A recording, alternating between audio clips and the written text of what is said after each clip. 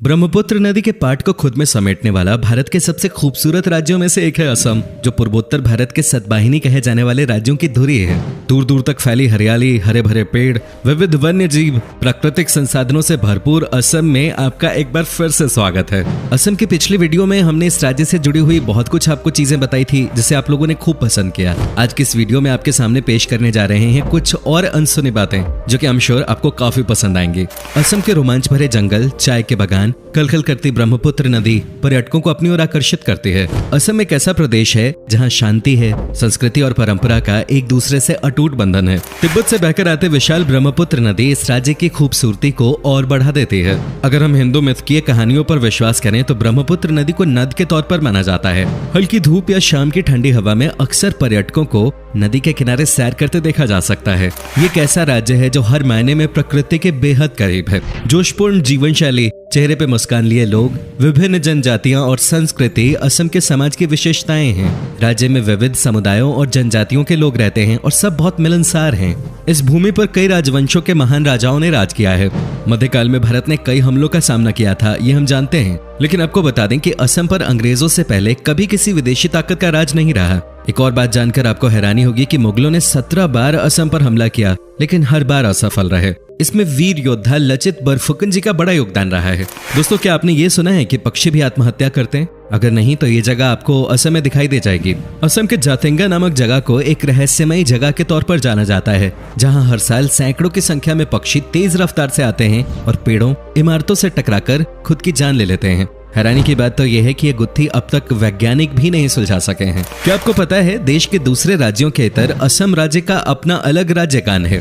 लक्ष्मीनाथ बेजबरुआ जी ने इस गाने की रचना की थी। देश के कई अन्य राज्यों की तरह असम में भी खेती ही लोगों का प्रमुख व्यवसाय है। आमदनी के मामले में असम में खेती का स्थान तीसरा है और राज्य के 69% लोग ये व्यवसाय करते हैं। हालांकि चाय के उत्पादन के मामले में विश्व में इसका बहुत बड़ा योगदान है। असम सिर्फ एक प्रदेश का नाम नहीं, प्राकृतिक सौंदर्य, प्रेम, विभिन्न संस्कृतियों इत्यादि की झलक का प्रतीक है। मेलों और त्योहारों का राज्य है ये। असम की ढेर सारी संस्कृतियों में से बिहू एक ऐसी परंपरा है जो यहाँ का गौरव है। असम में मनाए जाने वाले बिहू मुख्यतः 3 प्रकार के होते हैं: बैसाख बिहू, काती बिहू और भोगाली बिहू। असमिया कैलेंडर बैसाख महीने से शुरू होता है, जो अंग्रेजी माह के अप्रैल महीने के मध्य में होता है। दोस्तों, कोई भी वेशभूषा या पहनावा किसी देश या समाज की संस्कृति को प्रकाशित करने के लिए काफी होता है। असम की वेशभूषा भी इस राज्य की सभ्यता संस्कृति को दर्शाती है। आज के समय में यहाँ के युवा भी पश्चिमी सभ्यता की वेशभूषा को अपना चुके हैं, लेकिन असम की वेशभूषा को अगर आप देखना चाहते हैं तो उनके पारंपरिक त्योहारों में आज भी वही पहनावा देखा जा सकता है। महिलाओं की ड्रेस 2 भागों में विभाजित है। ऊपर का हिस्सा एक विशिष्ट प्रकार के चादर से ढका जाता है और वहीं नीचे के पहनावे को मेखला कहा जाता है। पुरुषों के पहनावे में ऊपर कुर्ता और नीचे धोती होती है। इसके साथ ही वो लोग गले में गामोसा भेजते हैं, जो केवल एक कपड़े का टुकड़ा नहीं बल्कि असम की अनुभूति तथा जातिगत सम्मान और स्वाभिमान का हिस्सा है। असम में लुभावने नजारों के अलावा जो चीज सबसे अधिक आकर्षित करती है वो है वहाँ का खाना। यहाँ के खाने का स्वाद एकदम अलग है, जो आपको पूरे देश में कहीं और नहीं मिलेगा। खासतौर से यहाँ के नॉन-वेज फूड का कोई मुकाबला नहीं। साथ ही यहाँ आपको स्वादिष्ट पोर्क, चिकन, बतख और मटन के कई व्यंजनों का स्वाद चखने को मिलेगा। जब भी असम के विशिष्ट व्यंजनों की बात होती है तो खार का नाम सबसे पहले लिया जाता है, जिसके इस्तेमाल से भोजन का स्वाद बढ़ जाता है। इसके साथ ही असम का एक फेमस फूड है आलू पिटिका, जो शुद्ध शाकाहारी व्यंजन है। रेशम के कीड़ों से बना हुआ व्यंजन भी यहाँ का प्रिय भोजन है। नॉनवेज फूड में एक बहुत ही स्वादिष्ट व्यंजन टेंगा फिश कड़ी है, जिसे बनाते समय औटेंगा, टमाटर, नींबू या किसी भी खट्टी चीज का इस्तेमाल किया जाता है। इसके साथ ही यहाँ त्योहारों के वक्त हर घर में चावल से बने कई तरह के पिट्ठू और लड्डू बनाए जाते हैं। असम में आपको स्ट्रीट फूड की भी अलग अलग वैरायटीज मिल जाएंगी। असम अपने वन्यजीव पर्यटन के लिए भी जाना जाता है। राष्ट्रीय उद्यान और अन्य अभयारण्य असम के प्रमुख पर्यटन स्थल हैं। बेहतरीन वन्य जीवन के अलावा असम पर्यटन, मंदिरों और स्मारकों के लिए भी जाना जाता है। चिलचिलाती गर्मी और कड़ाके की ठंड से बचने के लिए असम सबसे बेहतरीन जगह है। आइए एक नजर डालते हैं इस राज्य की बेहतरीन जगहों पर। माजुली असम की लाइफलाइन कहलाने वाली ब्रह्मपुत्र नदी के ताजे पानी का एक प्रदूषण मुक्त द्वीप है माजुली, जो कि 352 वर्ग किलोमीटर में फैला नदी द्वारा बनाया गया दुनिया का सबसे बड़ा द्वीप है। लिहाजा इसकी इसी खासियत की वजह से ये दुनिया भर के पर्यटकों को आकर्षित करता है। इतिहास और संस्कृति को अपने दामन में समेटे हुए माजुली न सिर्फ नदी से बना विश्व का सबसे बड़ा द्वीप है, बल्कि ये असम में वैष्णव धर्म का केंद्र भी है। माजुली पर्यटन थोड़ा छोटा है, लेकिन ये बहुत जीवंत है। पर्यटक यहाँ प्राकृतिक खूबसूरती के साथ हर साल आने वाले प्रवासी पक्षियों को भी देख सकते हैं। सुबह से लेकर देर शाम तक यहाँ सैलानियों का तांता लगा रहता है। नेचर लवर्स और फोटोग्राफी के शौकीनों के लिए ये एक परफेक्ट जगह है। कामाख्या मंदिर। प्रसिद्ध कामाख्या मंदिर घूमे बिना आपकी असम यात्रा अधूरी मानी जाएगी। हिंदू धर्म के अनुसार ये 51 शक्तिपीठों में से एक है और इसकी गिनती सबसे महत्वपूर्ण तीर्थ स्थलों में होती है। असम के सबसे बड़े शहर गुवाहाटी से ये 8 किलोमीटर दूर स्थित है और ये मंदिर एक पहाड़ी पे बना है और इसका तांत्रिक महत्व भी है। मंदिर 2 हिस्सों में बना हुआ है। पहला हिस्सा सबसे बड़ा है और इसमें हर किसी को जाने की इजाजत नहीं है। वहीं दूसरे हिस्से में माता का दर्शन होता है। यहाँ हर साल जून में अंबुबाची मेला आयोजित किया जाता है, जिसे देखने के लिए भक्तों का जमावड़ा लगता है।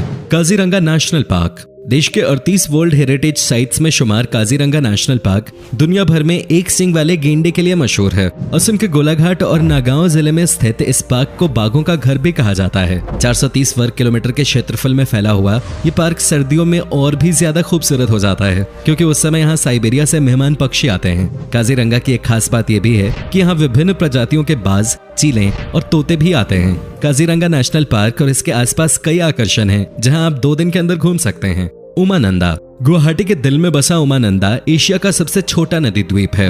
यहाँ आप शिव मंदिर का दर्शन करेंगे। मंदिर तो अपने आप में खूबसूरत है ही, पर मंदिर के चारों ओर बहने वाली ब्रह्मपुत्र का नजारा मंत्रमुग्ध कर देने वाला होता है। यहाँ पर सुबह सूर्योदय का दृश्य बेहद मनोरम होता है, जो आप ताउम्र याद रखेंगे। वैसे तो इस द्वीप पर साल भर टूरिस्टों की भीड़ रहती है, मगर सावन, शिवरात्रि और नवरात्र के समय ये भीड़ दोगुनी हो जाती है।